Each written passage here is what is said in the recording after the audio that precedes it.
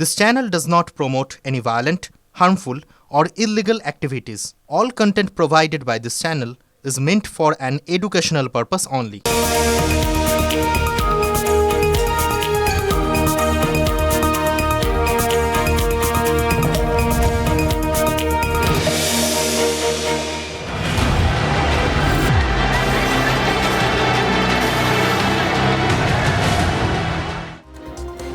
একটা কথা বলুন তো, বলে না দিলে বুঝতে পারবেন এ দুটো দু জায়গার ছবি, এবং দুটো জায়গা বললেও খুব কম বলা হবে। দুটো যে দুই দেশের ছবি সেটা বলে না দিলে, লিখে না দিলে বুঝতে পারবেন? ছবিগুলো যদি মিশিয়ে দেওয়া হয় আলাদা করতে পারবেন? পারবেন না। ওই প্রথমের ছবিগুলো বাংলাদেশের আর পরের ছবিগুলো বেলডাঙ্গার, আমাদের দেশের, আমাদের রাজ্যের মুর্শিদাবাদের বেলডাঙ্গার। 1947-এর 15ই আগস্ট ভারত স্বাধীন হয়েছিল, কিন্তু এই মালদার মুর্শিদাবাদ এখানে জাতীয় পতাকাটা উড়েছিল আরও দুদিন পর, 47-এর 17ই আগস্ট। কেন জানেন? কারণ ধর্মের ভিত্তিতে এই ভাগ বাটোয়ারাটা যারা করছিলেন তারা মুসলিম জনসংখ্যার হিসেব কষে এই দুটো জেলাকে পূর্ব পাকিস্তানের সঙ্গে সেটে দিয়েছিলেন। তাতে দুটো ঘটনা ঘটেছিল। এক, এই যে পশ্চিমবঙ্গ বলে রাজ্যটা, সেটা দুটো ভাগে ভাগ হয়ে গেছিল। একটা এই মালদার ওপর থেকে বাকি উত্তরবঙ্গ, আর এটা মুর্শিদাবাদের নিচ থেকে বাকি দক্ষিণবঙ্গ। এবার মালদা আর মুর্শিদাবাদ এদেশ থেকে আলাদা হয়ে গেলে আরও একটা বিপদ ছিল। সেটা কি? এই দুটো জেলা পাকিস্তানের অংশ হয়ে গেলে বা পরবর্তীকালে বাংলাদেশের অংশ হয়ে গেলে শুধু এই রাজ্যটা দুটুকরো হতো না, গোটা দেশের সার্বভৌমত্ব একটা চ্যালেঞ্জের মুখে পড়ে যেত। কারণ উত্তর পূর্বের সমস্ত রাজ্য বাকি দেশের সঙ্গে প্রায় বিচ্ছিন্ন হয়ে যেত। সেটা হয়নি কারণ খুলনা, যশোরের মতো ওই হিন্দু প্রধান জেলা পাকিস্তানকে দিয়ে মালদার মুর্শিদাবাদকে ভারত নিজের দিকে আনতে পেরেছিল বলে। তাই সারা দেশে 15ই আগস্ট পতাকা তোলা হলেও ওই দুই জেলায় 47-এর 17ই আগস্ট প্রথম স্বাধীনতার পতাকাটা উড়েছিল। অর্থাৎ 47-এ ধর্ম নয়, ভারতের নিরাপত্তা, ভারতের সার্বভৌমত্ব, এটাই তো প্রাধান্য পেয়েছিল। এবার এই ইতিহাসটাই আজ ফের কে প্রাসঙ্গিক করে দিলেন জানেন? নরেন্দ্র মোদী। একদম এই রকম একটা, মানে কি বলবো, প্রবল উত্তপ্ত অবস্থা, যেখানে ওই যেতে যেতে চলে আসা, মেলায় হারিয়ে যাওয়া দু ভাইয়ের মধ্যে, যমজ ভাইয়ের মধ্যে যেরকম আলাদা করা যায় না, ঠিক সেই রকম দুটো পরিস্থিতির উত্তাপ যখন আমাদের সেঁকছে, তখনই নরেন্দ্র মোদী এই কথাটাকে আবার প্রাসঙ্গিক করে দিলেন। দুদিনের বাংলা সফরের প্রথম দিনেই এই কাজটা করলেন তিনি। ওই মালদায় এসে প্রধানমন্ত্রী শুনিয়ে গেলেন, তৃণমূল নেতা সুখেন্দু শেখর রায়ের বাবা না থাকলে এই জেলা দুটো ভারত কিছুতেই পেত না। একটা জিনিস ভাবছিলাম জানেন তো, প্রধানমন্ত্রী কি শুধু ইতিহাস স্মরণ করালেন, নাকি মালদার পাশের জেলা মুর্শিদাবাদে ওই যখন লাগামহীন অশান্তি চলছে, যখন ওই বাংলাদেশকে মনে করাচ্ছে, যখন ফারাক করা যাচ্ছে না, তখন ইতিহাসের কথা বলে এই বর্তমানকে একটু খুঁচিয়ে দিলেন? এটা মনে হচ্ছে সবাই ধাঁধায় রয়েছেন জানেন তো, এমনকি তৃণমূল নেতারাও সম্ভবত এটা বোধহয় বুঝে উঠতে পারছেন না। पश्चिम बंगाल के अनेक क्षेत्रों में आबादी का संतुलन भी बिगड़ रहा है। बीते वर्षों में मालदा, मुर्शिदाबाद सहित पश्चिम बंगाल के अनेक क्षेत्रों में दंगे भी बढ़ने लगे हैं। बंगाल के महान सपूत शिवेंदु शेखर रॉय को श्रद्धापूर्वक नमन करता हूं, जिनके प्रयासों से मालदा की पहचान बची रही। দেখুন, সুখেন্দু শেখর রায়ের বাবা শিবেন্দু শেখর রায় কিছুদিন ওই হিন্দু মহাসভার সদস্য ছিলেন, কিন্তু বেশিরভাগটাই ছিলেন কংগ্রেসি। কিন্তু সেই ওই হিন্দু মহাসভার পরিচয়কে শিবেন্দু শেখরের ওই কংগ্রেসি পরিচয়ের চেয়ে অনেক বেশি গুরুত্ব দিয়ে তুলে ধরলেন প্রধানমন্ত্রী। এবার এটা কেন করলেন? তার বিভিন্ন কারণ থাকতে পারে, এমনি এমনি তো করেননি, বোঝাই যাচ্ছে। এবার হতে পারে যে ওই মালদায় ওখানে তো পরিবার বলতে লোকে একটাই বোঝে, গণি পরিবার।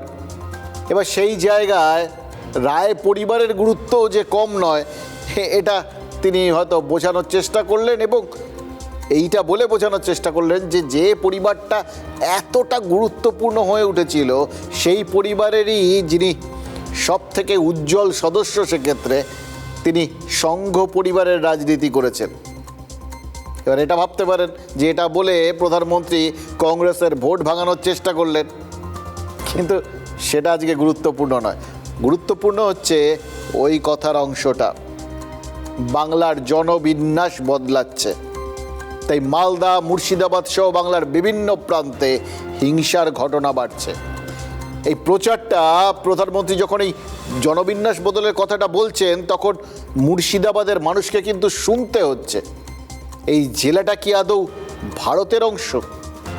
এখানে কি ভারতের আইন কানুন আর চলে না, সংবিধান কাজ করে না? সেজন্যই কি বাংলাদেশের ছবির সঙ্গে মুর্শিদাবাদের মিল পাওয়া যায়? এই প্রশ্নগুলো তো উঠছে। খারাপ লাগছে, আমি নিশ্চিত ওখানকার মানুষজনেরও খারাপ লাগছে, কিন্তু খারাপ লাগলেও সেই খারাপ লাগাটাকে তাদের ভেতরে আটকে রাখতে হচ্ছে, কারণ আজকেও ওই বেলডাঙায় অরাজক পরিস্থিতি তৈরি হয়েছে। একই রকম ওই ঝাড়খণ্ডে রাজ্যের এক পরিযায়ী শ্রমিকের রহস্য মৃত্যুকে কেন্দ্র করে গতকাল যেরকম ওই 7.5 ঘন্টা ধরে লাগামহীন তাণ্ডব চলেছিল, ঠিক সেই রকম কি হয়নি কালকে? রাস্তা অবরোধ হয়েছে, রেল অবরোধ হয়েছে। আমাদের মহিলা সহকর্মী সাংবাদিক সোমা মাইতি মহিলা পরিচয় ভুলে যান, একজন কর্তব্যরত সাংবাদিককে দৌড় করিয়ে করিয়ে মারা হয়েছে। সবাই ছিছি করেছে, সবাই দুশ্চিন্তা প্রকাশ করেছে, কিন্তু যাদের এটাকে সামলানোর কথা ছিল কেউ সামলাননি। ফলে আজ ওই কালকের ঘটনাটি তো রিপিট টেলিকাস্ট হয়েছে। একইভাবে রাস্তা আটকানো হয়েছে, ঠিক একইভাবে কালকে 24 ঘন্টার সাংবাদিককে মারা হয়েছিল, আজ এবিপি আনন্দের সাংবাদিককে মারা হয়েছে। আজ একটু বাড়তি হিসেবে নতুন কিছু করার তাগিদেই হয়তো স্থানীয় এক হোটেলে ভাঙচুর আর যাত্রীবাহী বাস লক্ষ্য করে হামলা হয়েছে। আচ্ছা, একটা কথা বলুন তো, এটা অনেকে প্রচার করছেন, এটা বিষয়টা গুরুত্ব পেয়ে যাচ্ছে যে এই হোটেলের মালিক হিন্দু। এই প্রচারটা করার সুযোগ দেওয়াটা কি খুব দরকার ছিল? ওই হোটেলের মালিক কি বিহারে বা ঝাড়খণ্ডে যদি পরিযায়ী শ্রমিকদের ওপর কোনো অত্যাচার হয় তার জন্য দায়ী? সে কি ওই ওখানে যারা অত্যাচার করেছে তাদের এখানে আশ্রয় দিত? নাকি যে বাসটায় হামলা হয়েছে সেই বাস ভিন রাজ্যে পরিযায়ী শ্রমিকদের মারধরে জড়িত? নাকি ওই বাসে করে সবাই যান বলে তাদের টার্গেট হতে হলো? ভাগ্য ভালো বলতে হবে যে বাসের যাত্রীদের বড় কোনো চোটাঘাত লাগেনি। লাগলে কি হতো ভাবুন তো, কোন দিকে চলে যেত গোটা বিষয়টা? অবশ্য কিছুই তো হতো না, কারণ গত দুদিনে বেলডাঙায় 2 সংবাদ মাধ্যমের কর্মী আহত হলেন, তাদের মধ্যে একজন মহিলা। কারোর কিচ্ছু হলো। মুখ্যমন্ত্রী বলেছিলেন পুরোটা তার হাতে নেই। এবার পুরোটাই যে হাতের বাইরে বেরিয়ে গেছে এটা মমতা বন্দ্যোপাধ্যায় কাল বলেননি, আজ বোঝা গেল। যারা সকাল থেকে প্রায় ঘন্টা 3 ওই রাস্তায় রাস্তায় দাপিয়ে বেড়ালেন তারা তো বুঝিয়ে দিলেন তারা যা খুশি তাই করার লাইসেন্স নিয়েই নেমেছেন রাস্তায়, এবং সেটা করতে নেমে তারা সামনে কে আছেন সেটা দেখছেন না। আগুন যেমন কাকে পোড়াচ্ছে না জেনেই সবাইকে পুড়িয়ে দেয়, একবার লাগিয়ে দিলেই হলো। ওই বেলডাঙার বেপরোয়া লাগামহীন জনতাও ঠিক সেইভাবে কে কার লোক সেটা মাথায় না রেখে সবার লেজে আগুন লাগাচ্ছে, এবং তাতে চারপাশে আগুন ছড়াচ্ছে। এবং দেখতে দেখতে অদ্ভুত একটা জিনিস মনে পড়ে যাচ্ছিল, জানেন তো, রামায়ণ তো পড়েছি আমরা সবাই। ওই যখন হনুমান সীতার কাছে গেছিলেন তখন তাকে ধরে রাবণের সেনারা কি করেছিল? লেজে আগুন লাগিয়ে দিয়েছিল। ভেবেছিল আচ্ছা শিক্ষা দেওয়া গেল। আলটিমেটলি কি হয়েছিল? তারা হাঁ করে দাঁড়িয়ে দাঁড়িয়ে দেখেছিলেন ওই লেজের আগুনেই তাদের সোনার লঙ্কা পুড়ে ছারখার হয়ে গেল। এখানেও কি তাই হচ্ছে? ভিন রাজ্যে গিয়ে পরিযায়ী শ্রমিকরা অত্যাচারিত হচ্ছে, ঘটনা। তার প্রতিবাদ হওয়া দরকার, এটাও ঘটনা। কিন্তু তার বদলে কি হচ্ছে? ওই অভিযোগকে সামনে রেখে যে আগুন ছড়ানো হচ্ছে, তাতে ওই পরিযায়ী শ্রমিকরা যেখান থেকে এসছেন, সেই বাংলা, সেই মুর্শিদাবাদ, সেই বেলডাঙ্গা, হয়তো সেই সমস্ত জায়গায় ছারখার হয়ে যাচ্ছে। এই আগুন নিয়ে খেলাটা না নির্বোধের আগুন দিয়ে খেলা, কারণ এটা কখন যে নিজেদের হাত পুড়িয়ে দেবে এটা কেউ বুঝতেও পারবে না। এবং এই আগুন নিয়ে খেলা মমতা বন্দ্যোপাধ্যায়ের সরকারকেও সম্ভবত চরম অস্বস্তি উপহার দিচ্ছে, কারণ তারা না পারছেন এগোতে, না পারছেন পেছোতে। জুম্মাবারে এমনিতেই ওরা জমায়েত হয়, প্রোগ্রাম করে, আমি কি তাদের আটকাতে পারি? এটা তাদের স্বতঃস্ফূর্ত।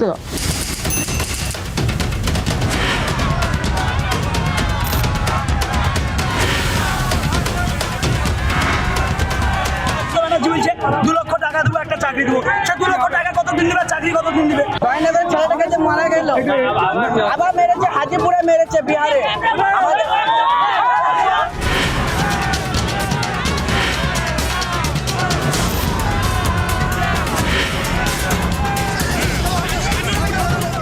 একটা পরিযায়ী শ্রমিককে মেরেছে হাজিপুরে, বিহারের ডিস্ট্রিক্ট হাজিপুর।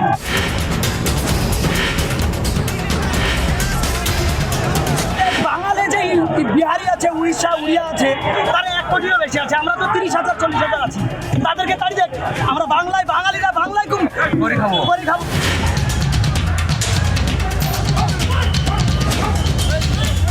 আমাকে বানিয়ে দেওয়া হলো হিন্দু, যাকে নিয়ে আসা হলো তাকে বানিয়ে দেওয়া হলো মুসলমান।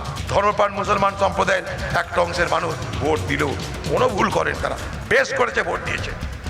কিন্তু উদ্দেশ্যটা, ইরাদাটা নাপাক ছিল, নাপাক ইরাদা কার? তৃণমূলের। মুখ্যমন্ত্রীকে কি অস্বস্তিতে ফেলে দিলেন এই মানুষজন? দেখে কিন্তু মনে হচ্ছে ওনারও বোধহয় মনে হবে যে কার ওপর ভরসা রাখছি। মুখ্যমন্ত্রী কাল বলেছিলেন জুম্মাবারের কথা, এবার তার বলার ক্ষেত্রে হয়তো এটা সবাই বিরোধীরা ধরছিল যে এর মাধ্যমে পরিষ্কার হয়ে যাচ্ছে যে মমতা বন্দ্যোপাধ্যায় ধর্মীয় আবেগ এবং স্বতঃস্ফূর্ততার কথা বলছেন, সেটার সমর্থন করছেন। কিন্তু ঘটনা হলো আজ তো শনিবার, কিন্তু শুক্রবারের পর শনিবারেও সেই আবেগের এমন বহিঃপ্রকাশ হলো যে অধীর চৌধুরী বলে দিতে পারলেন ওই 24-এর লোকসভা ভোটে এই মুর্শিদাবাদেই হিন্দু মুসলিমের রাজনীতি করেছিল তৃণমূল কংগ্রেস। খোলাখুলি বলছেন, এখন আর কেউ রাগঢাক গুড়গুড় করছেন না। শুনলেন তো, আমাকে বানিয়ে দেওয়া হলো হিন্দু, যাকে আনা হলো মুসলিম, আর কোনো রাগঢাক গুড়গুড়ই নেই। এবার এটা কিন্তু আমাদের সবার জন্য অত্যন্ত একটা আদর্শ পরিস্থিতি, জানেন তো। ঘোমটা দিয়ে রাগঢাক করে গোটা বিষয়গুলো করার থেকে যদি নেতারা পরিষ্কার করে সামনে সব বিষয়গুলো নিয়ে আসেন, তাহলে আমাদের বুঝে নিতে সুবিধা হয়। আর এবার তো আমাদের বোঝার সুবিধে কি চাইছেন তারা, কি আগুন নিয়ে নেতারা খেলাতে চাইছেন। এবার তারপর সেই আগুন নিয়ে আমরা খেলবো কিনা, হাত পোড়াবো কিনা, এটা আমাদের সিদ্ধান্ত, ভাবাটা উচিত। এটা এরপর আর কিন্তু নেতাদের দোষ দিলে হবে না, তারা পরিষ্কার করে দিচ্ছেন। দেখুন 24-এ ওই তৃণমূলের ইউসুফ পাঠানের কাছে হেরেছিলেন কংগ্রেসের অধীর চৌধুরী, আমরা সেইভাবে দেখেছিলাম। এবার সেই হারটা যে আসলে মুসলিম ইউসুফের কাছে হিন্দু অধীরের ছিল, তৃণমূল যে ভারতের প্রাক্তন ক্রিকেটারকে শুধুমাত্র মুসলিম বলে বহরমপুরে ভোটে লড়তে পাঠিয়েছিল, সেটার কংগ্রেস ওয়ার্কিং কমিটির সদস্য এই বলার সুযোগটা পেয়ে গেলেন। এই যে অধীর চৌধুরী সুযোগ পেয়ে গেলেন, তার কারণ তো দুদিন ধরে চলে এই বেলডাঙ্গার লাগামহীন অশান্তি। যারা অশান্তি করলেন তারা বলেছেন ঝাড়খণ্ডের পর বিহারেও মুর্শিদাবাদের এক পরিযায়ী শ্রমিকের নাকি মৃত্যু হয়েছে। বাস্তব ঘটনাটা কি এটা বোঝা দরকার, কারণ এই রকম ভাবেই কিছু কিছু জিনিস ছড়াতে ছড়াতে আগুন লাগাতে লাগাতে যায়। বিহারের হাজারিবাগে মুর্শিদাবাদের এক পরিযায়ী শ্রমিক আক্রান্ত হয়েছেন, একদম সত্যি ঘটনা, কিন্তু সেই শ্রমিক মারা গেছেন এটা সত্যি নয়। মুর্শিদাবাদের জেলা হাসপাতালে এখনও তার চিকিৎসা চলছে। তাহলে সেই শ্রমিক যে মারা গেছেন এটা কারা রটালো? খেয়াল করে দেখুন, যে বা যারা রটিয়েছে কোনো একটা উদ্দেশ্যে নিশ্চয়ই রটিয়েছে। সেই উদ্দেশ্য যদি ওই আগুন লাগানো হয় তাহলে তারা যে সফল হয়েছে, এই বেলডাঙ্গার আজকের ছবিটা তার প্রমাণ। তাই জন্য তৃণমূল নেতারা এখন খুঁজতে বসেছেন আগুনটা কে লাগালো, মানে এইটা রটালোটা কে। উত্তরটা কুণাল ঘোষও সম্ভবত খুঁজছেন। তিনি আজ সোশ্যাল মিডিয়াতে লিখেছেন এটা কি হচ্ছে, কারা করছে, এদের আসল উদ্দেশ্য কি। অরাজকতা চালিয়ে বাংলার বদনাম আর বিরোধীদের বিবৃতি দেওয়ার সুবিধা করে দেওয়া, এসব কারা করছেন? এই প্রশ্নগুলো তুলেছেন তিনি আর কি, অ্যাজ ইফ ব্যাপারটা নিয়ে তারা খুব খোঁজ খবর করছেন, চিন্তিত। দেখুন, এই কারা করছেন এর ব্যাপারটা তো কাল মমতা বন্দ্যোপাধ্যায় একরকমভাবে আমাদের বুঝিয়ে দিয়েছিলেন যে এই সমস্ত গন্ডগোল টন্ডগোলের সঙ্গে রাজনীতির কোনো যোগ নেই, এটার মধ্যে একটা আবেগ রয়েছে। আরও নির্দিষ্ট করে বললে ধর্মীয় আবেগ। এবার মমতা বন্দ্যোপাধ্যায় যেরকম সারা রাজ্যের মুখ্যমন্ত্রী, তেমনি কুণাল ঘোষেরও দলনেত্রী। তিনি বলে দেওয়ার পর কুণাল ঘোষ সোশ্যাল মিডিয়ায় এই প্রশ্নটা তুললেন, হয়তো আজকের ঘটনাটা দেখে, হয়তো আজকে ব্যাখ্যাটা বদলাচ্ছে, সবার প্রশ্নগুলো সবার মাথার মধ্যে আসছে। এবার এর মধ্যে ওই যে কারা বিরোধীদের বিবৃতি দেওয়ার সুযোগ দিচ্ছে, এই জায়গাটা কিন্তু খুব ইন্টারেস্টিং। এই প্রশ্নটা কি, মানে এই কারাটা, এটা কি তৃণমূলের একাংশকে উদ্দেশ্য করে বলা? এটা কিন্তু ভেবে দেখবেন। মুর্শিদাবাদে 22টা বিধানসভা আসন রয়েছে, তার মধ্যে 20টাতেই কিন্তু তৃণমূল জিতেছিল। এবার ওই ভরতপুরের হুমায়ুন কবির না হয় দলছুট হয়েছেন, কিন্তু 19টা আসন তাতে এখনও তৃণমূলেরই। এছাড়াও জেলায় 2টো লোকসভা আসন, 2টোই তৃণমূলের সাংসদ। তা সেই সমস্ত জনপ্রতিনিধিরা গেলেন কোথায়? এবার কালকে কোথায় ছিলেন তাদের খোঁজ ডেফিনেটলি লোকজন করেছেন। মানে যারা আক্রান্ত হয়েছেন, যারা ভয় পেয়েছেন, তার মধ্যে সব সম্প্রদায়ের মানুষ আছেন, এটা নিশ্চিন্ত থাকতে পারেন। কারণ সবাই উন্মত্ত হন না, অনেকে আক্রান্ত হন এবং জানেন ওই আগুনটা লাগলে সেটা কখন কাকে পোড়াবে তার কোনো নিশ্চয়তা থাকে না। সুতরাং যারাই ভয় পেয়েছেন তারাই খোঁজ করেছেন। জনপ্রতিনিধিরা গেলেন কোথায়? কালকে কে কোথায় ছিলেন বলতে পারবো না, কিন্তু আজ তৃণমূল বিধায়ক আর সাংসদরা ওই বহরমপুরে অভিষেক বন্দ্যোপাধ্যায়ের মিছিলে ছিলেন। আর একজন ছিলেন না, যিনি ছিলেন না তাকে অভিষেক গদ্দার বলেছেন। আইন হাতে তুলে নিলে লাভ বিজেপির, লাভ এই গদ্দারগুলোর। এখানে ইউসুফ আছে, কালকেও আমাকে ফোন করে বলেছে আমি বেলডাঙ্গা যেতে চাই। আমি বলেছি আজকে আমার র্যালি আছে বেলডাঙ্গায়, কালকে যেহেতু ঘটনাটা ঘটেছে তাদের 1 2 দিন সময় দাও। আজকে আমাদের মিটিংয়ের পর আমাদের বিধায়ক সাংসদ সবাই মিলে আলাউদ্দিন শেখের পরিবারের পাশে গিয়ে দাঁড়াবে এবং রাজ্য প্রশাসনের তরফ থেকে মুখ্যমন্ত্রীর নির্দেশে জেলা প্রশাসন ইতিমধ্যে 2 লক্ষ টাকার আর্থিক সহায়তা এবং তার স্ত্রীকে চাকরি দেওয়ার সিদ্ধান্ত ঘোষণা করেছে। এটাই আমাদের মানবিক সরকার। দেখুন, সকলেই বেলডাঙ্গা নিয়ে খুব উদ্বিগ্ন, এটা তো বুঝতে পারলাম, কিন্তু সেই উদ্বেগকে ছাপিয়ে যে তাদের অনুপস্থিতিটাই এই মুহূর্তে বড় হয়ে দাঁড়াচ্ছিল, সেটা আন্দাজ করেই কি অভিষেক বন্দ্যোপাধ্যায় বললেন যে তারা বেলডাঙ্গা পরিদর্শন যাবেন, কিন্তু সময় ঠিক করে আর কি। দেখুন, এই সময় বাছাইটা দেখে অনেকেই ভাবতে পারেন যে আসলে প্রাথমিকভাবে যাতে এই আজকের তাদের এই শোটা, তাদের এই জমায়েতটা, কর্মসূচিটা সেটা সফল হয়, সেটা অনেক বেশি গুরুত্বপূর্ণ ছিল। ওই বেলডাঙ্গা সামলাতে গিয়ে যদি এখানে ফাঁক পড়ে যেত তাহলে মুশকিল। এই জন্যই কি টাইমিংটা ওইভাবে ঠিক করা হয়েছে? দেখুন, রাজনীতিকরা কী ভাবেন, তাদের কাছে কোনটা প্রায়োরিটি সেটা তারা জানেন, কিন্তু এটা তো ঘটনা আমরা ধরে নিচ্ছি যে তারা পরিস্থিতিটা অন্তত এড়িয়ে যাননি। বললেন তো অভিষেক, পরিষ্কার করে বললেন যাবেন। কিন্তু যেখানে অধীর চৌধুরী ঘটনা ঘটার সঙ্গে সঙ্গে চলে গেলেন, সেখানে তৃণমূলকে একটু বেশি সাবধানী লাগছে না? তাহলে কি বহরমপুরের টানা 5 বারের সাংসদ মুর্শিদাবাদে এতটাই প্রাসঙ্গিকতা ফিরে পেয়েছেন যে তৃণমূল একটু ভ্যাগবাচাকা খেয়ে গেছে? তাদের রাজ্য, তাদের শাসন, তারপরেও তারা প্রথমে জল মাপছে, তারপর কুমির তোমার জলকে নেমেছি বলে জলে নামবে বলে ঠিক করছে। বিষয়টা সেরকম। দেখুন, গতকাল হুমায়ুন কবির বলেছিলেন অধীর চৌধুরী নাকি লোক ঢুকিয়ে আগুনে ঘি ঢেলেছেন। এবার যদি সেটা সত্যি হয় তাহলে তো ধরতে হবে অধীর চৌধুরী শুধুমাত্র তার হারানো ওই সংখ্যালঘু জনভিত্তি ফিরে পাননি, সংখ্যালঘুদের ভেতরে তৃণমূল আর হুমায়ুন কবিরের নিয়ন্ত্রণকেও খর্ব করে দিয়েছেন। এই জন্যই কি তৃণমূল একটু পরিস্থিতিটা বুঝে নিতে চাইছে? সেই জন্যই কি তৃণমূল বোঝাচ্ছে যে লোকে হয়রান হলেও তাদের নেতারা একটু সাবধানে পা ফেলবেন? কিন্তু সেটা করতে গিয়ে কি ওই বিরোধীদের ইস্যুটা উপহার দিয়ে দেওয়া হলো না? দেখুন, চিন্তা ভাবনা করছেন তারা।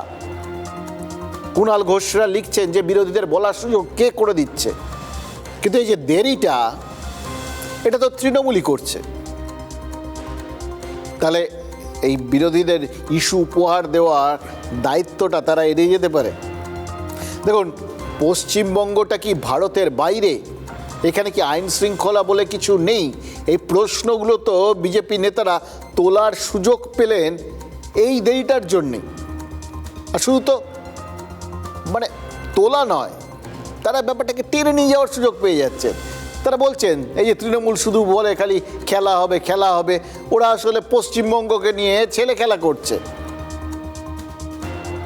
এই কথাগুলো বিজেপি নেতাদের তোলার সুযোগটা দিচ্ছেন কে, এটা বোঝাটা খুব কঠিন হয়ে যাচ্ছে কি? তাহলে প্রশ্ন তোলার আর মানে কি? দেখুন, খেলার মাঠের কথা যখন এলো তখন বলেই ফেলি, এই খেলার মাঠটা কি জায়গা জানেন? খেলার মাঠটা একটা অসাধারণ জায়গা। যে কোনো জায়গার চরিত্র বোঝার জন্য খেলার মাঠ দারুণ উপকারী, বিশেষ করে ফুটবল খেলার মাঠ। এই ফুটবল খেলাটা একটা অদ্ভুত জিনিস।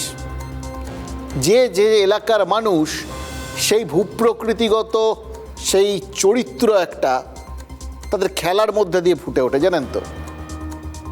ভারতের ক্ষেত্রেই ধরুন, ভারতে পাঞ্জাব আগে একটা ফুটবল শক্তি ছিল। পাঞ্জাবের ভূপ্রকৃতি কি, রুক্ষু সুক্ষু, তখন ওই সবুজ বিপ্লব হয়নি আর কি। প্রচুর খাটাখাটনি করলে তবে একটু ফসল ফলে। ওখানকার মানুষজন লড়াকু, কাঠখোট্টা, সারাক্ষণ লড়ে যাচ্ছেন। ওদের ফুটবল খেলার ধরনটাও সেরকম, দাম করে বল মারবে, পেছনে সবাই তাড়া করবে, সামনে কেউ আসবে উড়িয়ে দেবে, গায়ের জোরে খেলা আর কি। আর আমাদের এই বাংলার কথা ভাবুন, গাঙ্গেয় বঙ্গ,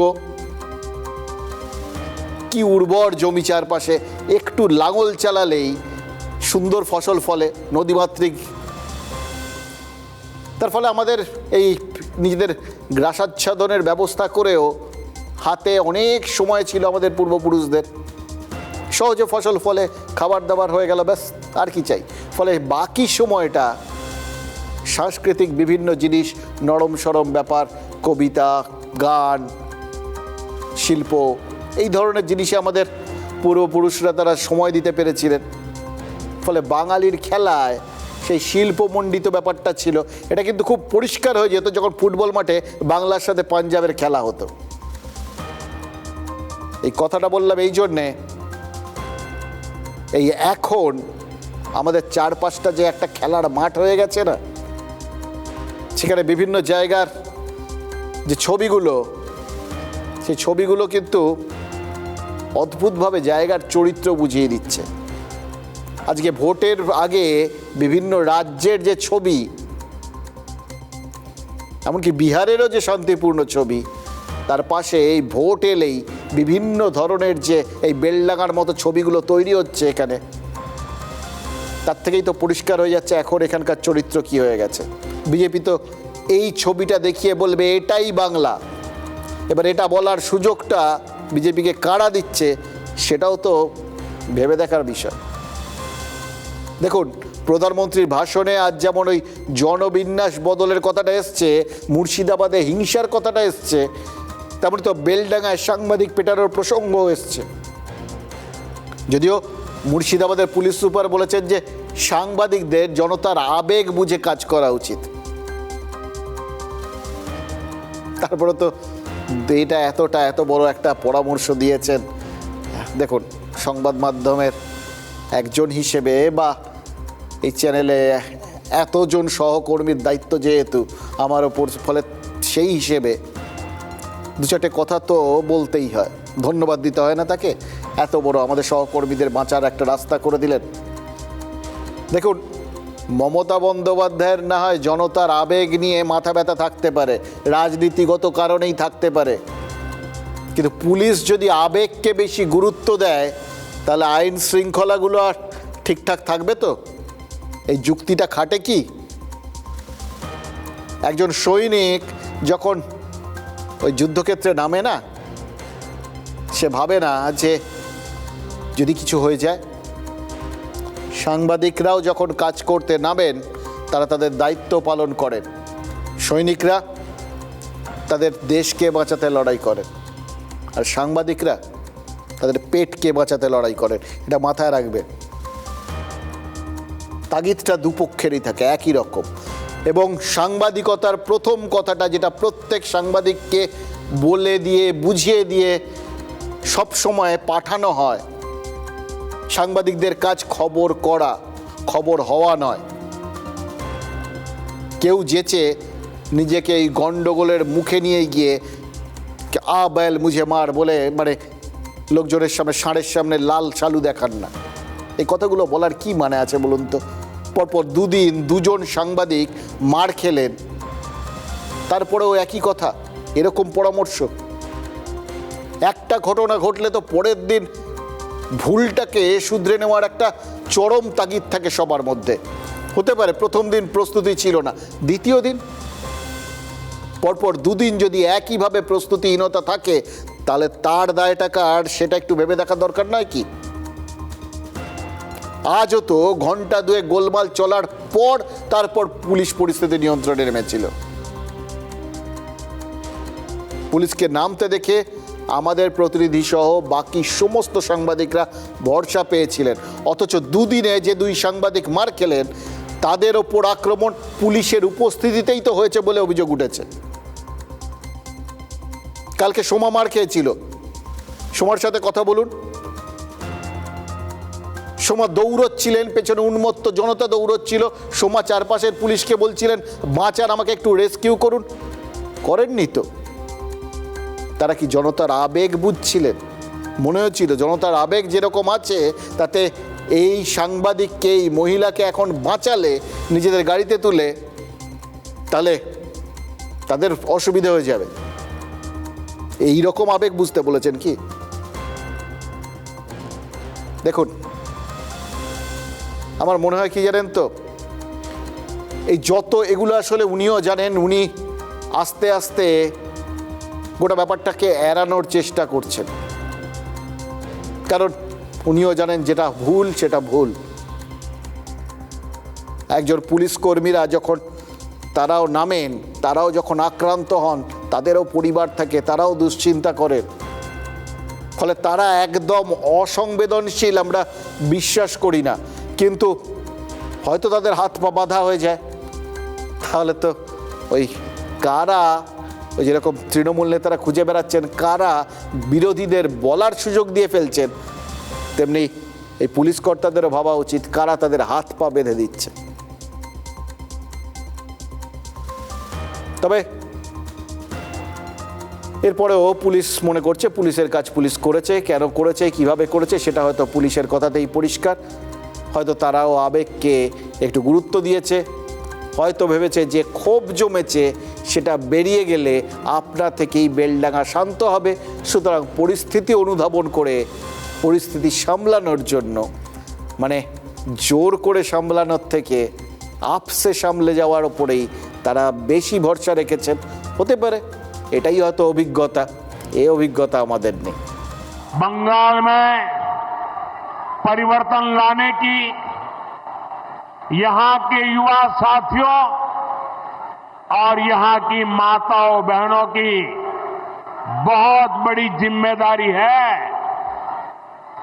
अभी हमने कल ही देखा है, एक महिला पत्रकार के साथ टीएमसी के गुंडों ने कितनी अभद्रता की है। সংবাদ মাধ্যমকে যে আক্রমণ করা হয়েছে তীব্র নিন্দা করছি, তীব্র বিরোধিতা করছি। কোনো অবস্থাতেই এসব বাঞ্ছনীয় নয়। অত্যন্ত ঠান্ডা মাথায় ধৈর্যের সঙ্গে বাড়তি প্ররোচনায় পা না দিয়ে পুলিশ প্রশাসন সেগুলো ট্যাকল করছে। মবের তো কোনো মাথা নেই, মবের কোনো ডাইরেকশন নেই। একজন কিছু বললে হাওয়া করে সব চালু হয়ে যাবে। তো এই জন্যে আপনাদের একটা রিকোয়েস্ট থাকবে পুলিশ দিক থেকে কি যখন এইরকম সিচুয়েশন হলে একটু নিজে কথা বললে একটু চেষ্টা করবেন কি কোনো ইনস্টিগেট করা না। ममता बनर्जी जी ने जिस प्रकार के शासन को स्थान दिया है, आज का माहौल बंगाल में बंग भंग जैसी स्थिति ही बनाई हुई। খোঁজ নিয়ে দেখলাম এই যে ঘটনাটা ঘটছে এর ইন্ধন দিচ্ছে বিজেপির বাবুরা, আর একটা নতুন গদ্দার তৈরি হয়েছে এই মাটিতে। সে আমি যদি আজকে এখানে না আসতাম তাহলে সেই গদ্দারদের অক্সিজেন দেওয়া হতো। মুর্শিদাবাদটা আদৌ ভারতবর্ষের মধ্যে আছে কিনা প্রশ্ন ওঠে, কারণ সেখানে সংবিধান আইন কানুন কিছুই চলে না। সারা ভারতবর্ষে কোথাও কিছু হলে এখানে আগুন লাগে, rail bus rail line station পোড়ানো হয়। পুলিশ যাবে আলোচনা করবে, ডিএম যাবে আলোচনা করবে, মন্ত্রী যাবে আলোচনা করবে, তবে না তাদেরকে শান্ত করা যাবে। তা না, 6 ঘন্টা বড় NH-34, 6 ঘন্টা রেল লাইন বন্ধ করে দেওয়া হলো। সংবাদ জগতের আগামী দিনে স্বাধীনভাবে খবর পরিবেশন করার ক্ষমতা কেড়ে নেওয়ার ব্যবস্থা হচ্ছে। পরিস্থিতি বুঝতে পারছেন তো? দেখুন, যেভাবে যেখানে সেখানে যখন তখন ওই রাস্তা অবরোধ, রেল অবরোধ হয়ে যাচ্ছে। সুতরাং বাড়ির থেকে যদি কোথাও যাবার থাকে, বের হন, তাহলে হাতে দ্বিগুণ সময় নিয়ে বেরোবেন। কখন কোথায় আটকে যাবেন কোনো কিছুই তো ঠিক নেই। এবং একটা কারণ তো না, রাস্তা অবরোধ, রেল অবরোধের তো গাদা গাদা কারণ রয়েছে। যে যার মতো করে কারণ বেছে নিচ্ছেন। এই যে দিন 3 হলো SIR হয়রানির অভিযোগে বিক্ষোভ, অবরোধ এগুলো সব শুরু হয়ে গেছে। আবার BLOদের একাংশ প্রতীকী ইস্তফা দিচ্ছেন, একই সময় বিভিন্ন জায়গায় বিক্ষোভ করছেন। এবার লক্ষাধিক BLO কাজ করছেন, তার মধ্যে 1000-5 ইস্তফা দিয়েছেন, মানে ওই প্রতীকী আর কি। সংখ্যাটা নগণ্য। নির্বাচন কমিশন জানিয়েছে এই কজন BLO কাজ না করলেও ওই SIR গাড়ি থামবে না। কিন্তু হাওড়ার ডোম জুড়ে তো অন্য ছবি। মহিয়ারি 2 গ্রাম পঞ্চায়েতের 200 ভোটার সেখানে তো উল্টো কাণ্ড করেছেন। স্থানীয় BLOর বাড়ি গিয়ে ঘেরাও করে বসে আছেন। এতদিন দেখছিলাম BLOরা ওই ইলেকশন কমিশনের অফিস ঘেরাও করছেন, এবার তাদের বাড়ি ঘেরাও হয়ে যাচ্ছে। এবং অভিযোগটা কি জানেন? অভিযোগটা মানে অভিনব অভিযোগ।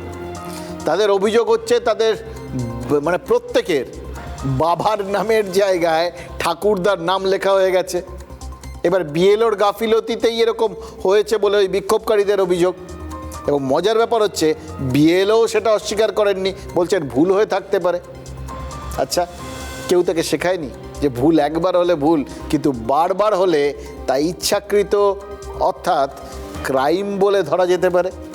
বাবার জায়গায় দাদুকে বাবা দেখানো হয়েছে, যার ফলে বেশিরভাগ প্রায় 509টা ভোটারের মধ্যে 400-র মতো হিয়ারিংয়ের চিঠি এসেছে। টেকনিক্যালি প্রবলেম কিছু হয়েছে, কিছু আমার হাত দিয়ে হয়তো ভুল হয়েছে। প্রিন্টের প্রবলেম হয়তো ফাদার করতে গেছি, গ্র্যান্ডফাদারের পড়ে গেছে, ওটা আমি আর খেয়াল করিনি। দেখুন কি বলবেন, এটা ঘটনা। অনেক BLOরই হয়তো ওই পুরোদস্তুর ট্রেনিং ফেনিং সব কিছু নেই। অনেকেই হয়তো ওই ট্যাপগুলোকে কাজ করানোর যে নির্দেশিকা সেটা পুরোটা আয়ত্ত করে উঠতে পারেননি। কিন্তু দেখুন, ভুলচুক হয়ে 1-8টা ফাদার গ্র্যান্ডফাদার হয়ে যেতে পারে। 200 জনের ক্ষেত্রে বাবার নামের জায়গায় দাদুর নাম লেখা হয়ে যাবে। একই ভুল একজন BLO 200 বার করলেন, কেউ বুঝতে পারলেন না, কেউ কিছু করলেন না। দেখুন, এই ক্ষেত্রে তো ধরতে হবে যে তাহলে কিছু গোলমাল হয়েছে। এবার প্রশ্ন হলো, ভুলটা যদি ইচ্ছাকৃত হয় তাহলে ইচ্ছেটা কি? ভোটারদের লজিক্যাল ডিসক্রিপেন্সির ফাঁদে ফেলে শুনানিতে হাজির করানো। কারণ এগুলো তো ধরা পড়ছে ওই AI-TI দিয়ে যখন চেক করা হচ্ছে। বাবার নামের জায়গায় দাদুর নাম থাকলে ধরা পড়বেই, কারণ বাবার নামের জায়গায় ম্যাচ করছে না। তাদের শুনানিতে ডাকা হচ্ছে, মানে তারা হয়রান হচ্ছেন। এবার ভোটাররা হয়রান হলে তাদের রাগ হবে। রাগ কাদের ওপর হবে? নির্বাচন কমিশনের ওপর। এবার তাতে নির্বাচনী লাভ কার? দেখুন, মানুষকে রাগিয়ে দেওয়াটাও কিন্তু একটা রাজনৈতিক কৌশল হতে পারে, এটা কিন্তু এইবার বোঝা যাচ্ছে। এসআইআর প্রথম ধাপে মানুষ কিন্তু মোটামুটি শান্তই ছিল, সহযোগিতা করেছেন।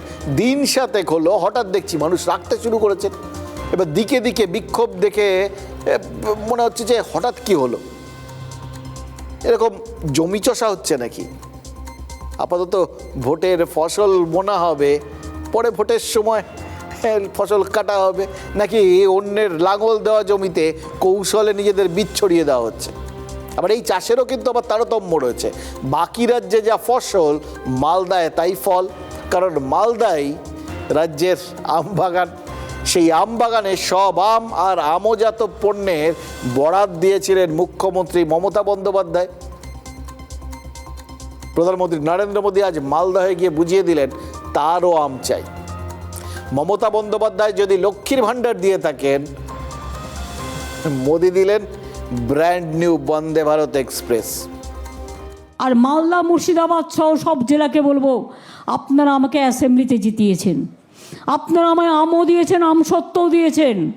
আগামী দিন মনে রাখবেন, বিজেপিকে হারাবার জন্য আমার আম চাই, আমসত্ত্ব চাই, আমের আচার চাই, আমের চাটনি চাই, আমের সন্দেশ চাই, আমের দই চাই, আমার সবটা চাই। भाजपा सरकार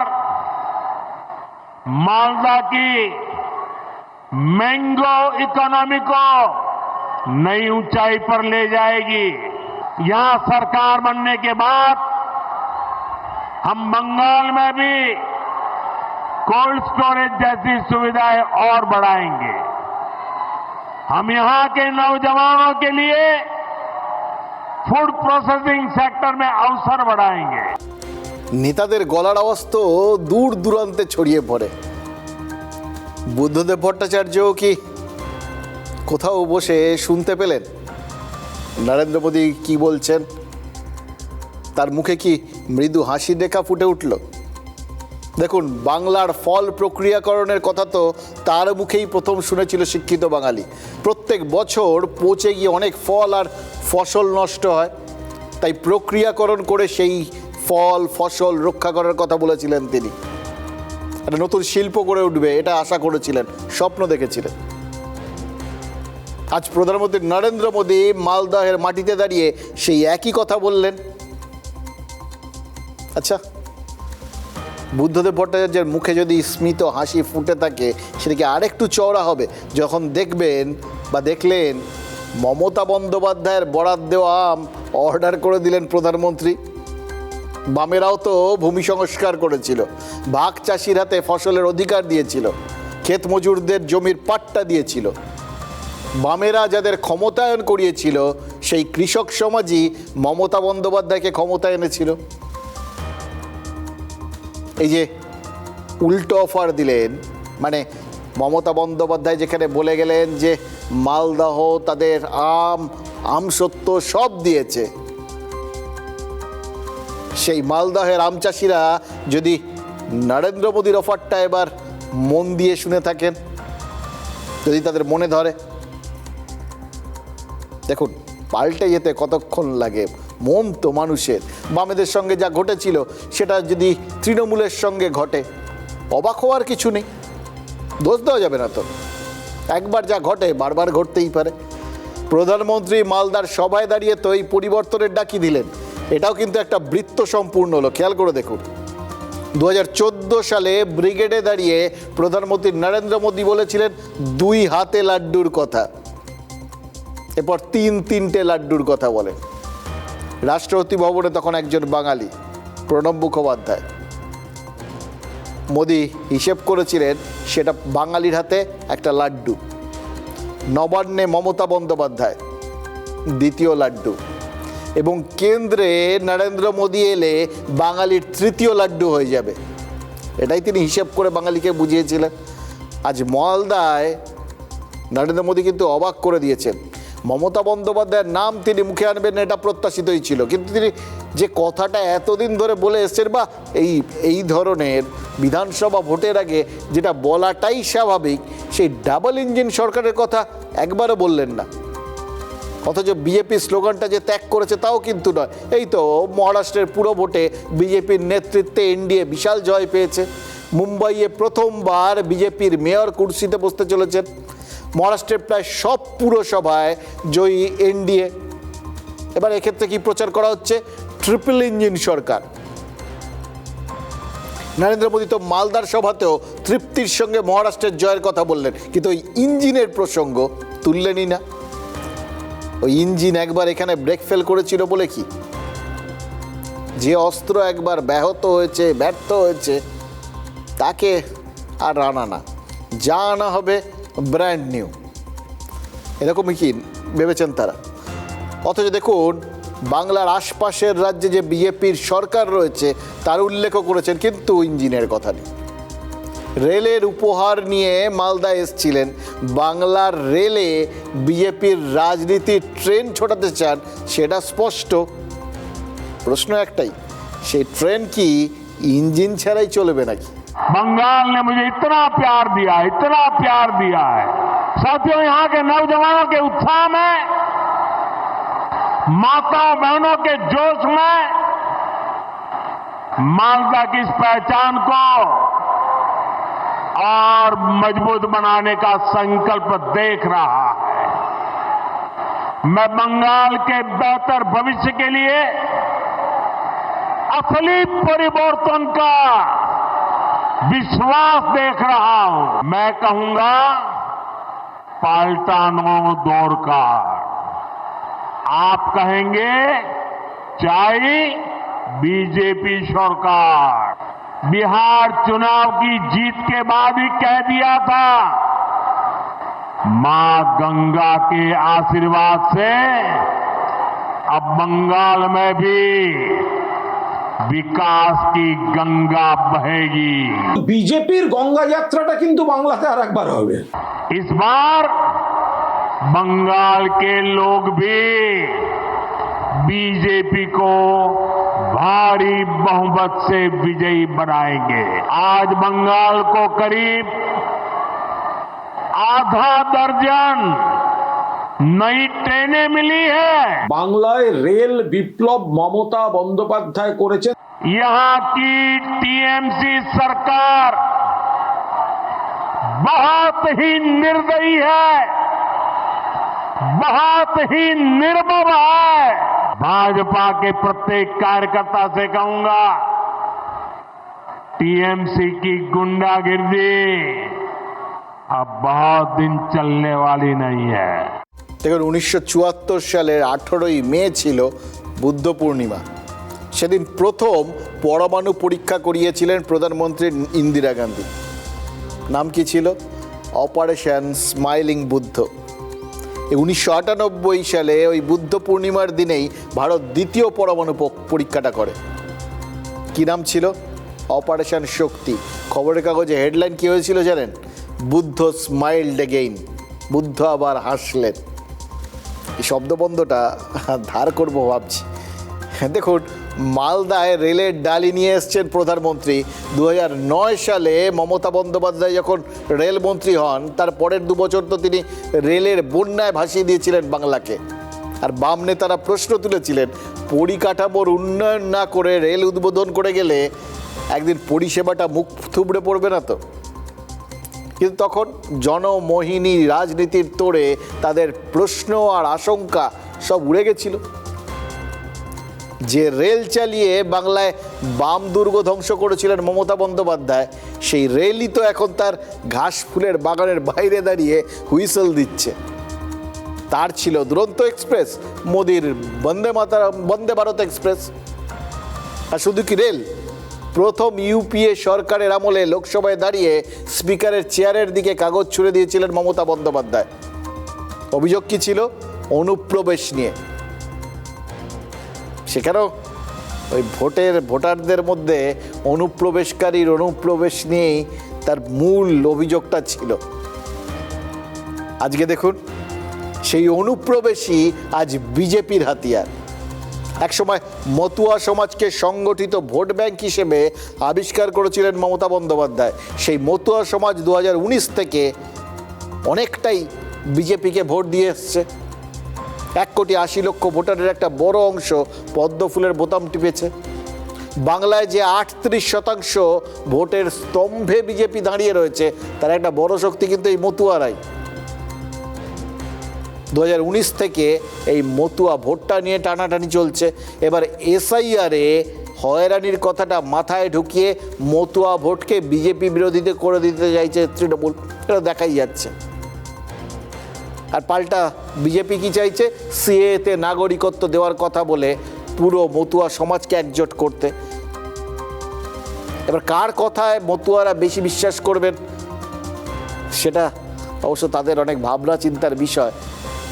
কারণ না তো সবাই তারা নাগরিকত্ব নিশ্চিত করতে পেরেছেন, না আবার তারা তৃণমূলের কথা শুনে ওই সিএ ফর্ম ফিল আপ না করে নিশ্চিন্ত হতে পেরেছে। এরা অদ্ভুত টানাপোড়েনের মধ্যে রয়েছেন তারা। মতুয়া সঙ্গে সংঘাধিপতি শান্তনু ঠাকুর আজ মালদায় মোদির সভায় উপস্থিত ছিলেন। তিনি কেন্দ্রীয় মন্ত্রী, পদাধিকার বলেই আমন্ত্রণ পেয়েছিলেন, এটাই স্বাভাবিক। কিন্তু শান্তনুকে আশ্বস্ত করেই কি মতুয়াদের গ্যারান্টি দিলেন প্রধানমন্ত্রী? और इस बात को ध्यान से सुनिए, ये भी मोदी की गारंटी है, जो हमारे शरणार्थी है,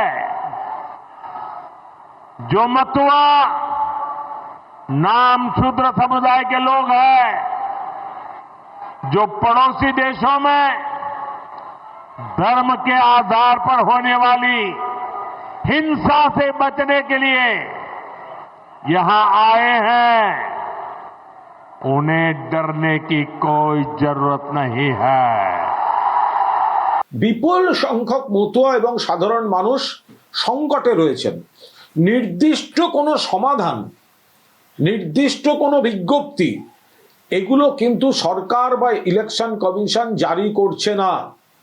মুখে গোল গোল কথা, আপনারা চিন্তা করবেন না, আমরা পাশে আছি, আপনারা চিন্তা করবেন না, আপনাদের আরে পাশে একমাত্র মমতা ব্যানার্জি আর তৃণমূল কংগ্রেস আছে। 2025 গ্রীষ্মে আলিপুরদুয়ারে সভা করেছিলেন নরেন্দ্র মোদী, আর তারপরেই নবান্নে প্রেস কনফারেন্স করে প্রত্যেকটা অভিযোগের ধরে ধরে জবাব দিয়েছিলেন মমতা বন্দ্যোপাধ্যায়। আজ মালদায় প্রধানমন্ত্রীর অভিযোগগুলোর জবাব মুখ্যমন্ত্রীর তরফ থেকে কিন্তু এখনও আসেনি। মুখ্যমন্ত্রী জলপাইগুড়িতে ছিলেন। কলকাতা হাইকোর্টের ওই সার্কিট বেঞ্চের স্থায়ী ভবনের উদ্বোধন ছিল। সেখানে একদম পুরো নক্ষত্র সমাবেশ, বিচার বিভাগের নক্ষত্র সমাবেশ। সেখানে দেশের প্রধান বিচারপতি স্বয়ং উপস্থিত ছিলেন। আর সেখানে মুখ্যমন্ত্রীর ভূমিকা ছিল কি জানেন? একদম গৃহকর্ত্রী। স্বয়ং তিনি ওই আপ্যায়নের দায়িত্বে ছিলেন। সেখানে একটা অদ্ভুত দৃশ্য দেখা গেল। শুধু অদ্ভুত শুধু না, অত্যন্ত তাৎপর্যপূর্ণও বটে। বিচার বিভাগের সবাইকে, যারা যারা ছিলেন তাদের সবাইকে উত্তরীয় পড়িয়ে আপ্যায়ন করেছেন মুখ্যমন্ত্রী মমতা বন্দ্যোপাধ্যায়। কিন্তু শুধু ওই কেন্দ্রীয় আইনমন্ত্রী অর্জুন রাম মেঘাওয়ালকে মুখ্যমন্ত্রী উত্তরীয় পড়াননি, অন্য একজন পড়িয়েছেন। আর বক্তব্য রাখার সময় মমতা বন্দ্যোপাধ্যায় ওই প্রধান বিচারপতি আর বিচার বিভাগের অন্য কর্তাদের কাছে সরাসরি গণতন্ত্র আর সংবিধান বাঁচানোর অনুরোধ জানালেন, যেটা ওই ইন্ডিয়া উইকের ঘোষিত কর্মসূচি। আর অভিযোগ কী করলেন? এজেন্সি দিয়ে ইচ্ছাকৃতভাবে মানুষকে কালিমালিপ্ত করা হচ্ছে। খেয়াল করার মতো বিষয় কিন্তু দেখুন, এই মুহূর্তে মমতা বন্দ্যোপাধ্যায় এজেন্সির সঙ্গে কিন্তু সরাসরি সংঘাতে রয়েছে। ওই প্রতীক জৈনের বাড়ি, অফিস, সেখানে তার ওই চলে যাওয়া ওই এজেন্সির অভিযোগ অনুযায়ী, মানে সেটা এখন কোর্টে বিচারাধীন। কয়লা কেলেঙ্কারির নথি তিনি নিয়ে চলে এসছেন বলে সুপ্রিম কোর্টে মামলা করেছে ইডি। মুখ্যমন্ত্রী যদিও বলেছেন যে এটা তিনি দলনেত্রী হিসেবে দলের তথ্য, দলীয় তথ্য, ওই বিভিন্ন প্রার্থী তালিকা, সেইগুলোকে বাঁচিয়েছেন আর কি। তো কি কোনটা বিশ্বাস করবে আদালত, সেটা আদালতের ওপর। ফেব্রুয়ারিতে সেই মামলার শুনানি রয়েছে। এবার এহেন পরিস্থিতিতে প্রধান বিচারপতির সামনে মমতা বন্দ্যোপাধ্যায়ের এই অনুরোধের মোড়কে অভিযোগটা এর তাৎপর্য কিন্তু মারাত্মক। যদিও মমতা বন্দ্যোপাধ্যায় দাবি করেছেন তিনি নিজের জন্যে বলছেন না, তো নিজের জন্য না বললেও দলের জন্য তো নিশ্চয়ই বলছেন। My request would be to my Chief Justice, to all the judges, that please see, our constitution must be protected from disaster. Our democracy must be protected from the disaster. Nowadays a trend to malign the people, and please see, there are so many agencies are defaming, deliberate attempt to defame. Please protect the people. I am not saying for me, I am saying save democracy, save people, save judiciary, save country, save constitution. We are under your custody. Thank you so much. Thanks a lot. Jai Hind, Jai Bangla. চীনে একজন সম্রাট ছিলেন জানেন, নাম ছিল হুইজং। যেমন রূপে সুদর্শন তেমনই গুণে অসাধারণ, উঁচু মাপের শিল্পী ছিলেন, কবি ছিলেন। তো সেবার চীনের উত্তর দিক থেকে শত্রুরা আক্রমণ করেছিল। সম্রাটকে এসে যখন বলা হলো যে আক্রমণ করছে শত্রুরা, কি করা যায়, সম্রাট বললেন আক্রমণ তো ঠিক রুখে দেওয়া যাবে, কিন্তু জনতা যেন আতঙ্কিত না হয়ে পড়ে। তাই জন্য তিনি ঠিক করলেন জনতার মনটা অন্যদিকে ঘুরিয়ে দেবেন। ভিড় করে সবাইকে ডেকে নিয়ে নিজের শিল্প চর্চা শুরু করলেন। আর ভিড় করা জনতা তারা সম্রাটকে দেখতে মজে গেল, আর সেই সুযোগে চীনের উত্তর অংশ দখল হয়ে গেল। এটা শুনে অনেকের কিন্তু বেলডাঙ্গার কথা মনে হতে পারে, কারণ বেলডাঙ্গা যখন জ্বলছে তার ঠিক 20 কিলোমিটার দূরে বর্ণাঢ্য রোড শো হচ্ছিল। অভিষেক বন্দ্যোপাধ্যায় রোড শোটা করলেন, তবে কারো মনে হলেই তো হলো না, অভিষেক বন্দ্যোপাধ্যায় তিনি সম্রাট নন, ওখানটা সামলানোর দায়িত্ব তার নয়। অভিষেক বন্দ্যোপাধ্যায়কে তার অনুগামীরা সেনাপতি বলেন, কিন্তু তিনি শাসক হলেও রাজ্য প্রশাসনের দায়িত্বে তো নেই, তাই দায়িত্বে না থাকলে দায়টা থাকে না। আর বেলডাঙ্গার অরাজকতার দায় তো তৃণমূল নেয়নি, কিন্তু 20 কিলোমিটার দূরের আজকের ভিড়টা ওটার দায়িত্ব ছিল তৃণমূলের। আর তৃণমূল প্রমাণ করলো ভিড় যেমন ওই বেলডাঙ্গার রাস্তায় আছে, তেমনই ভিড় তৃণমূলের সঙ্গেও আছে। আজ কখনো গাড়ির ওপরে দাঁড়িয়ে, কখনো গাড়ির ছাদে বসে জনতার উদ্দেশ্যে হাত নাড়লেন তিনি, অনেককে ছোঁয়ার চেষ্টা করলেন। অভিষেকও মানে মিশে গেলেন জনতার সঙ্গে। আর কিছুক্ষণ বাদে ওই গামলা ভর্তি গোলাপ ফুল ভিড়ের দিকে ছুড়লেন। প্রত্যুত্তরে ভিড় কি দিল, ভিড়ে থাকা প্ল্যাকার্ডে লেখা হলো আগামীর কাণ্ডারি, মানে ভিড় আগামীর কথা ভাবলো। আর অভিষেক বন্দ্যোপাধ্যায় তিনিও আগামীর পথ বাতলে দিলেন। প্রশাসন আর জনতা দুয়ের উদ্দেশ্যেই বার্তা দিলেন তিনি। প্রশাসনকে তার বক্তব্য মানে পরামর্শ আর কি, শক্ত হাতে মোকাবিলা করতে হবে। আর জনতাকে বললেন আমাদের সংযত থাকতে হবে। এবার ভালো করে লক্ষ্য করুন, অসংযত আচরণ যারা করছেন তাদেরকে বিচ্ছিন্ন বা দুষ্কৃতী বলা হলো না, এমনকি বিজেপি বা বিরোধী দলের লোকও বলা হলো না। কি বলা হলো আমাদের। এই একটা কথা বলে হামলাকারীদের ভরসা দেওয়া হলো কি, মানে যা করেছো ব্যাস ঠিক আছে, আর বেশি করো না। এবার কাকতালীয় হলো বিকেলের পর থেকে বেলডাঙ্গা ক্রমশ স্বাভাবিক হতে শুরু করে দিল।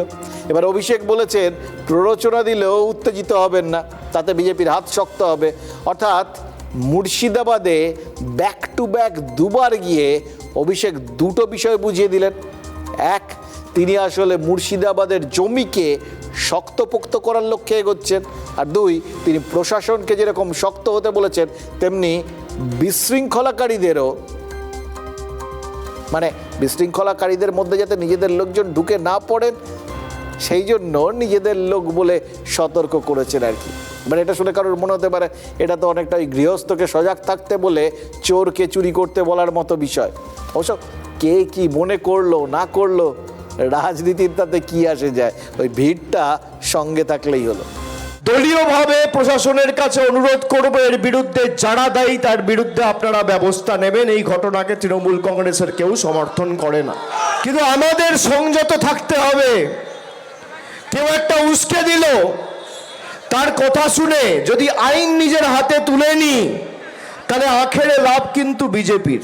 তো বুঝতে পারছেন, বিভিন্ন দিক থেকে মোটামুটি সবাই, কেউ সতর্ক করছেন, কেউ গৃহস্থকে বলছেন, কেউ পুলিশকে বলছেন, সব আমরা বুঝে গেছি। এখন বিভিন্ন রকম বার্তা যাচ্ছে আর কি। এরকম কিছু কিছু জিনিস তো ভোট এলেই উড়ে বেড়ায় চারপাশে, না? যেরকম দরজায় ভোট এলে ওই দুর্গাপুর এক্সপ্রেসওয়ের চারপাশে পড়ে থাকা ধুধু মাঠটাতে কিছু স্বপ্নের মেঘ ঘুরে বেড়ায়। সেই স্বপ্নটা শিল্পের, কারণ যে জায়গাটা এ রাজ্যে শিল্পের স্বপ্ন আর স্বপ্নভঙ্গের ইতিহাস হয়ে যাওয়া সিঙ্গুর। আগামীকাল সেই সিঙ্গুরেই তো প্রধানমন্ত্রীর সভা। সিঙ্গুরের শিল্প যে 26-এর ভোটের ইস্যু হচ্ছে তা কিন্তু ইতিমধ্যেই বুঝিয়ে দিয়েছে পদ্ম শিবির। আর শুধু শিল্প ফেরানোই নয়, ক্ষমতা এলে টাটাকেই ফিরিয়ে আনার কথা ইতিমধ্যেই বলে দিয়েছেন সুকান্ত মজুমদার। এবারে যেন ওই প্রধানমন্ত্রী নরেন্দ্র মোদীর মুখেই শিল্প ফেরানোর বার্তার জন্য হাপ ইত্তেশ করে বসে আছে সিঙ্গুর। আশায় বাঁচে চাষা। যে জমিতে ন্যানো কারখানা হওয়ার কথা ছিল সিঙ্গুরে, আজকের দিনেও তার নাম কিন্তু ওই টাটার মাঠ। আর সেই টাটার মাঠেই এখন নরেন্দ্র মোদীর সবার জন্য হ্যাঙ্গার তৈরি করা হচ্ছে। প্রত্যেকটা জিনিস কিন্তু ইঙ্গিতবাহী। ওই হ্যাঙ্গার দেখে কিন্তু অনেকেই মাঠের মাঝখানে দাঁড়িয়ে থাকা টাটার কারখানার কথা মনে পড়ছে, যে কারখানাটা একদিন গুজরাটের সানন্দে নিয়ে যাওয়ার কথা ঘোষণা করেছিলেন রতন টাটা। বাংলা থেকে গুজরাতে নিয়ে যাওয়ার যুক্তি দিতে গিয়ে Ratan Tata good M R bad এমের গল্প শুনিয়েছিলেন, এবং তা যে মোদি আর মমতা, সেটা বুঝতে তো কারোরই কোনো সমস্যা হয়নি। আর দেখুন, টাটা চলে যাওয়ার 18 বছর পর এই 18ই জানুয়ারি এক বিন্দুতে এসে মিলছে সেই টাটার মাঠ, সেই সিঙ্গুর আর সেই গুড এম ব্যাড এমের গল্প। সিঙ্গুরে তাই জমে উঠেছে শিল্পের স্বপ্নের মেঘ, কিন্তু তাতেই আবার সিঁদুরে মেঘ দেখছে সিঙ্গুরের ঘর পোড়ারা। কারণ এমনও অনেকে আছেন যারা টাটা কারখানার জন্য, ওই ন্যানো কারখানার জন্য প্রশিক্ষণ পর্যন্ত নিয়ে ফেলেছিলেন, তারপরেও নিজেদের চোখের সামনে স্বপ্নটা ভেঙে ধুলোয় মিশে যেতে দেখেছেন। সিঙ্গুরে শিল্পের আশ্বাসে তাদের আর স্বাভাবিকভাবেই ভরসা নেই। অনেকে আবার প্রশ্ন তুলছেন আইনি জটিলতা নিয়ে। তারা বলছেন কোন পথে সেই জটিলতা কাটবে আগে সেটা স্পষ্ট করুক বিজেপি, না হলে শিল্পের স্বপ্ন যে স্বপ্নই থেকে যাবে এটা তারা বিলক্ষণ জানে। কিছুদিন আগে যখন পরিষ্কার হচ্ছে, খবর তো অতটা অ্যাকচুয়ালি আর দেখি না, বিরক্ত লাগে ওইসব। যখন ওই বিজেপি যখন দেখি না সব পরিষ্কার করছে, আমি কী হবে মনে করে ফ্যাক্টরি হবে, তারপর বলছে না নরেন্দ্র মোদী আসবে। যখন পরিষ্কার হচ্ছে না, বুকের মধ্যে যেন একটা আলাদা যেন ফিলিংস যেন তৈরি হচ্ছে। তারপর শুনলাম না, আমি আমার নিজেও দেখতে গেছি, শিল্প হবে বলে কিছু মনে হয় না, তো রাজনীতির ব্যাপার। আর প্রধানমন্ত্রী যে আসছে, আমাদের দেশের প্রধানমন্ত্রী, সে যে যায় পার্টি করুক, সেটা তার ব্যক্তিগত ব্যাপার, দেখতে সবাই যাবে। একটা কথা আছে জানেন তো, বৃথা আশা মরিতে মরিতেও মরে না। সিঙ্গুরের এখন সেই অবস্থা। শিল্প গেছে, জমি পড়ে আছে। যে জমি পড়ে আছে সেই জমি চাষযোগ্য করে দেওয়ার কথা বলে যারা ক্ষমতায় এসছে, তারা জমি তো ফিরিয়ে দিয়েছে, বলেছে কথা রাখা হয়ে গেছে, অথচ খণ্ডহার হয়ে যাওয়া সেই জমিতে না হচ্ছে শিল্প, না হচ্ছে চাষ। এতদিনে তাই স্বপ্ন পূরণ না হওয়াটা ওই সিঙ্গুরের বাসিন্দাদের কাছে প্রায় অভ্যাসে পরিণত হয়ে গেছে। রাজা আসে, রাজা যায়, কিন্তু দিন বদলায় না। এই কথাটা তারা হাড়ে হাড়ে টের পেয়েছে।